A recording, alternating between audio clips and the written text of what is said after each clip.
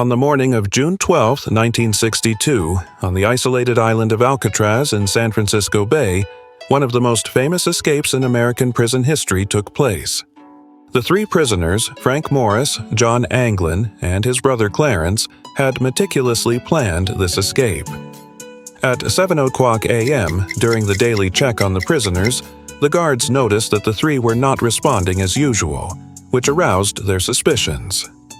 One of the guards went to their cells to check on the situation, and when he approached Frank Morris's bed, he touched his head with his cane, only to find that the head had detached and fallen onto the bed. This moment was enough to shock and panic the guard as he discovered that the head was not real, but rather was skillfully made of papier-mâché, revealing the meticulously planned escape. At that moment, chaos and confusion spread throughout the prison, as it was difficult to believe that three prisoners had managed to escape from the most secure prison in the United States. Investigations later revealed that another prisoner, Alan West, had a similar fake head, but was unable to escape in time.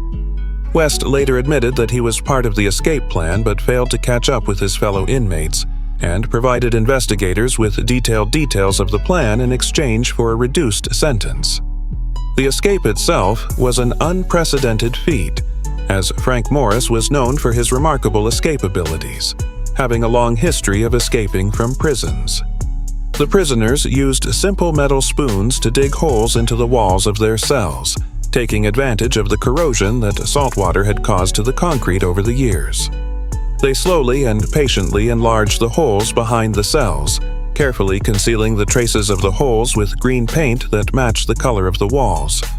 They also made fake heads covered in real hair, collected from prison barbers, to place on their beds, tricking the guards into thinking they were still in their cells. On the night of the escape, after weeks of preparation and covert work, the three prisoners prepared a primitive raft made from raincoats they had stolen and collected over the past period. They had learned how to build an inflatable raft from a magazine that had arrived at the prison and used that knowledge to build their own boat.